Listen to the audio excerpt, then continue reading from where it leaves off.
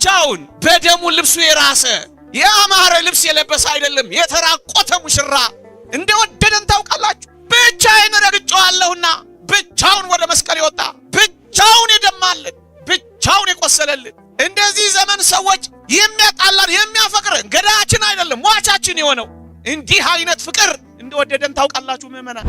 የአይሁድ ምራቅ የተረጨበት የሮማውያን ዋልጌ ቃላት የዘነበበት እንዲህ አይነት ሙሽራ አይታችሁ ታውቃላችሁ? ሚዜዎች ከስር ከስር ላበቱን የጠረጉለት ሜካፑን የሚጠብቁለት ውበቱን የሚንከባከቡለት ሙሽራ እንዳይመስላችሁ። ከላይ የሚወርደው ከሸዋ አክሊሉ የሚወርደው ደም አይኑን እየጋረደው አፍንጫውንና አፉን የሞላው እየፈለቀው ምድሪቷን ማየት እንኳን ያልቻለው የሚያብስበት ጨርቅ እንኳን ምድር የነፈገችው ሙሽራ እንደ ጌታችን ያለ ማን ነው?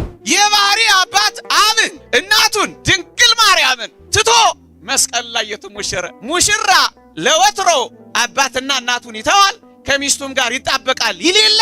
እናስ ሙሽራ መሆኑን የምታረጋግጡት በምንድን ነው ካላችሁኝ፣ አባቱንም እናቱንም ትቶ አምላኬ አምላኬ ስለምን ተወኝ ብሎ ለአቅርቦተ ሰይጣን መስቀል ላይ ሲሰቀል ሙሽራ መሆኑን አረጋገጥ። ልጅነትን ነው ሰጥቶናል፣ ስልጣንን ነው ሰጥቶናል፣ መንግስተ ሰማያትን ነው ሰጥቶናል፣ እናቱን ነው ሰጥቶናል፣ ስጋውን ነው ሰጥቶናል፣ ደሙን ነው ሰጥቶናል፣ ራሱን ነው። ከዚህ በላይ ምን ሊሰጠን ይችላል? መልከ ጥፉ ብቻ አልነበርንም፣ ሁለተኛውስ ምግባረ ክፉም ነበር። በሞቴ ሁለቱ ብቻ መሰላችሁ? ሙሽሪት ለወትሮ ለሙሽራዋ ፊቷን ታሳየዋለች፣ ወደሱ ትቀርባለች፣ ከሱ ጋር አብራ ትኖራለች። የሙሽሪት ወግ እንደዚህ ነው። ይህቺ ሙሽሪት ግን ምን እንዳደረገች ታውቃላችሁ? ጀርባዋን ሰጥታ ኮበለለች። ሲጠራት እምቢ አለች። ከዚያስ ጀርባዋን ሰጥታው የኮበለለችውን እየፈለጋ ተንከራተተላት። መልከ ጥፉዋን ምግባረ ክፉዋን ጀርባዋን የሰጠችውን እሱ ፊቱን ሰጥቷት ፍለጋ ወጣላት። ወገኖቼ እንደዚህ ያለ ሙሽራ አይታችሁ ታውቃላችሁ? እናንተ እኮ ሙሽሪት ስትፈልጉ፣ እናንተ እኮ ሙሽራ ስትፈልጉ እጅግ ፈልጋችሁ ያማረ ደምግባት የተዋበ ስነ ምግባር መርጣችሁ አይደል ሙሽራ የምታረጉት? እንዲህ ያለ ሙሽራ የማን ነው? መጽሐፈ ቅዳሴያችን አስደናቂ ቃል ይናገራል። መኑ ዘረ የምራዊ ዘይጠብ ስጋሁ በጊዜ ከብካቡ፣ በሰርጉ ጊዜ ስጋውን ቆርሶ ያበላ፣ በሰርጉ ጊዜ ደሙን አፍሶ ያረካ። እንዲህ ያለ ሙሽራ ማን ትላለች? አፋልጉኝ ትላለች። እንዲህ ያለ ሙሽራ፣ እንዲህ አይነት ሙሽራ አይታችሁ ታውቃላችሁ? እኔ ዛሬ ለኔና ለናንተ ይሄንን ሙሽራ እንድትፈልጉት ነው ጥሪ ማቀርብላችሁ። በስጋውና በደሙ የደገሰ ሙሽራ አይታችሁ ታውቃላችሁ? እየተራበ ያጠገበ ሙሽራ አይታችሁ ታውቃላችሁ? ይሄንን ሙሽራ ፈልጉልኝ እያለች ነው ቅዳሴ የምትቀድሰው ቤተክርስቲያን። ይሄ ሙሽራ ነው ያጨን። ምእመናን ነጭ የለበሳችሁት ዝም ብሎ እንዳይመስላችሁ። ለሰርጋችን ልብስ ለዚያ ነጭ ልብስ እኮ አረቦን ነው መያዣ እኮ ነው። እዚህ መቅደስ ውስጥ ተሰብስበን የምንጠብቀው ለምን ይመስላችኋል? ሙሽራችን አጭቶን ስለሄደ እጮኛችንን እየጠበቅን ነው። ቅዱስ ጳውሎስ እንዲህ ይላል፣ እኔ የፈጠርኩት ቃል እንዳይመስላችሁ እናንተን እንደ አንዲት ንጽሕት ድንግል ለአንድ ወንድ ለክርስቶስ ላቀርብ አጭቻችኋለሁ ይላል። ምእመናን ታጭተናል። ሙሽራ አለን፣ ሰርግ አለን፣ ሌላ ራት አለን። እሱን እየጠበቅን እኮ ነው ማለዳ ማለዳ። እዚህ ይሄ ነጭ ልብስ እሱ ነው። የኔና የእናንተ ሙሽርነት ጋብቻ ዝም ብሎ የተሰጠ አይደለም። የመንግስተ ሰማያቱ አረቦን ነው መያዣ ነው። በዛ በመንግስተ ሰማያት አንድ አድርጎ ሁል ጊዜ ስለሚያኖር የዚያ ፍንጣቂ የዚያ ቅምሻ የዚያ ማስያዣ የባልና የሚስት ጋብቻ ያደረገው አንድ ላይ ይጠቀልለናል በሰማይ። እስከዚያ አንድነት አንድ ሆነን የሚያለማምደን በየቤታችን ባለው ጋብቻ ነው። ሙሽራ አለን ስላችሁ ለዚህ ሙሽራ ተዘጋጅታችኋል። እንደ ንጽሕት ድንግል እናንተ ለአንድ ወንድ ለክርስቶስ ላቀርብ አጭቻችኋለሁ ይላል። ቀለበት አጥልቀናል። አልገባን እንደሆነ እንጃ።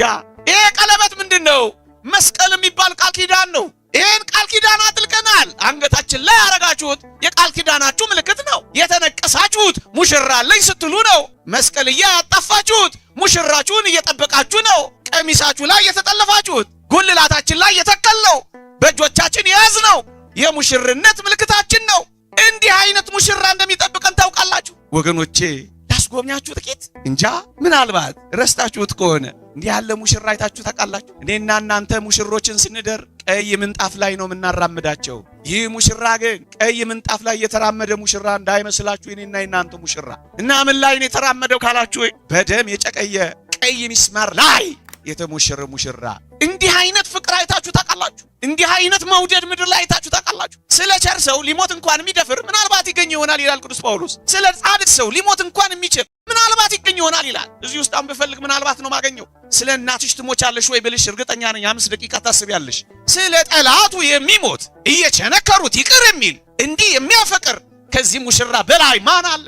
ሚስማር ላይ የተሞሸረ። እናንተ እንዲህ አይነት ሙሽራ ይሄ ሙሽራ ከፍቅር በላይ ፍቅር፣ ህሊና የማይመረምረው፣ ቃላት የማይገልጠው፣ ቅኔ የማይበቃው ይሄ ቃል ኪዳን ነው። ሙሽራይቱ ያለችው እርሱ ሙሽራ ነው። የኔና የእናንተ ሙሽራ። እንዲህ ያለ ሙሽራ አይታችሁ ታውቃላችሁ ወገኖቼ?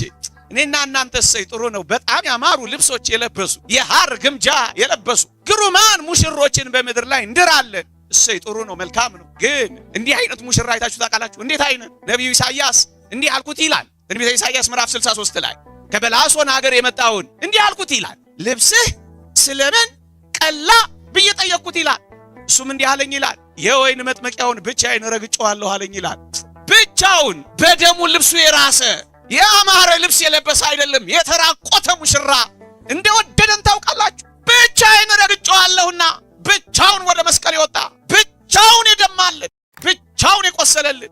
እንደዚህ ዘመን ሰዎች የሚያጣላን የሚያፈቅረን ገዳያችን አይደለም ሟቻችን የሆነው እንዲህ አይነት ፍቅር እንደወደደን ታውቃላችሁ ምእመናን። ጥሪ ላቀርብላችሁ ስለፈለኩ ነው ወዲህና ወዲያ የማመላልሰው። ምናልባት ብንራራ ብንደነግጥ፣ ምናልባት ትዝ ቢለን ብናስታውስ እኮ ብዬ ነው። እንዲህ አይነት ሙሽራ በደም ያጌጠ ልብስ ያለው ሙሽራ ከመድኃኒታችን በቀር ማን ነው እንዴ? እንደዚህ ዘመን እንዳሉ ሙሽሮች አበባ የተነሰነሰለት ይመስላችኋል? አይደለም። የጽጌረዳው አበባ ተራገፈና እሾኩ የተተከለበት ሙሽራ።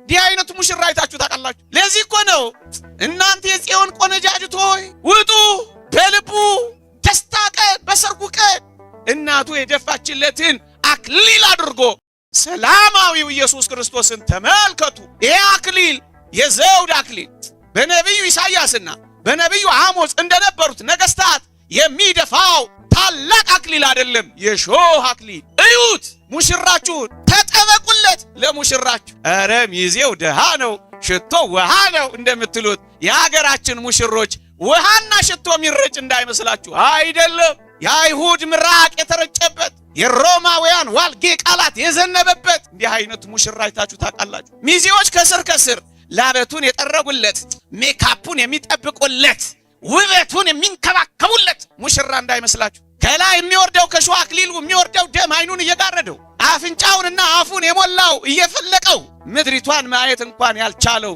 የሚያብስበት ጨርቅ እንኳን ምድር የነፈገችው ሙሽራ እንደ ጌታችን ያለ ማን ነው? አንዲት ሴት ናት ሻሽዋን የሰጠችው። ቬሮኒካ የምትባል ሴት ናት ሻሽዋን የሰጠችው። በተውሶ ሻሽ ፊቱን የጠረገ ሙሽራ ከጌታችን በቀር ማን አለ? በተውሶ ቤት ቅዱስ ቁርባንን የመሰረተ ቤት የሌለው ተፈናቃይ ብቻ አይደለም፣ ስደተኛ ብቻ አይደለም፣ ቤት አልባ ሆኖ የኖረ እንደ ጌታችን ያለ ማን አለ? ምኑን ልዘርዝርላችሁ? እንዲህ ያለ ሙሽራ አይቶ የሚያውቃለ መኑ ዘሬ መራዊ። እንዲህ አይነት ሙሽራ አይታችሁ ታውቃላችሁ? ከሩቅ መቶ የተዛመደን ሙሽራ። ለዚህ እኮ ነው በቤተ ክርስቲያን ጋብቻ ሩቅ እንዲሆን የተደረገው። ለምን እንደሆነ ታውቃላችሁ? ሙሽራችን ከሩቅ መቶ ነው የተዋሃደን። ከሩቅ የባህሪ አባት አብን እናቱን ድንግል ማርያምን ትቶ መስቀል ላይ የተሞሸረ ሙሽራ ለወትሮ አባትና እናቱን ይተዋል፣ ከሚስቱም ጋር ይጣበቃል ይሌላ። እናስ ሙሽራ መሆኑን የምታረጋግጡት በምንድን ነው ካላችሁኝ፣ አባቱንም እናቱንም ትቶ አምላኬ ስለምን ተወኝ ብሎ ለአቅርቦተ ሰይጣን መስቀል ላይ ሲሰቀል ሙሽራ መሆኑን አረጋገጥ። ሰማዕታት ለምን ሙሽሮች የሚባሉ ይመስሏችኋል? ወገናቸውን፣ ልጆቻቸውን፣ ዘመዶቻቸውን ራሳቸውን እንኳን ትተው መስቀል ላይ መከራ ውስጥ ሲገቡ ሙሽሮች ይባላሉ። አባፋም ስለሚባል አባት እንገራችሁ። የሰማዕትነቱ ቀን በደረሰ ጊዜ ነጭ ልብሱን ለብሶ ወጣላችሁ። ወዳጆቹ ወንድሞቹ በዚያው አካባቢ ያሉ አባታችን ዛሬ ምን ነው እንዲህ ያለ ነጭ ልብስ ለብሰ ወጣህ አሉት። ምን አላቸው አሉ? ዛሬ የሰርጌ ቀን ነው አላቸው። ምክንያቱም ወደ ሙሽራው የሚሄድበት ቀን ነው። ከክርስቶስ ጋር ይሄን ዓለም እናቱን አባቱን ትቶ የሚሞሸርበት ቀና እናትና አባቱን ይተዋል፣ ከሚስቱም ጋር ይጣበቃል። እነዚህ ሊቢያ ላይ ሰማዕትነት የተቀበሉትን ደጋግ ክርስቲያኖች ታስታውሷቸዋላችሁ። the followers of the cross ያላቸው አይሲስ የሚባለው ወንበዴ ሁሌ ይመስጡኛል። የመስቀሉ ተከታዮች እኮ ነው ያላቸው። ተዋ ልጆቻቸው ጣሊያንን ተዋ። እናስ ክርስቶስን አገኙታ። ከዚያስ እንደ በግ ተጎተቱለታ። እሱ ከለሜዳ እንደለበሰ እነሱም ቀይ ቱታ ለብሰው ታረዱለታ። ምን ሆኑ ታዲያ? ሙሽሮች። ወዳጄ ለሰማዕትነት እንኳን ባትበቃ ሙሽራ ለመሆን መከራህን እንኳን አትታገስም። ከተሰቀለው ክርስቶስ ጋር አብረ መከራውን አትካፈል። ሙሽራ አትሆኑ።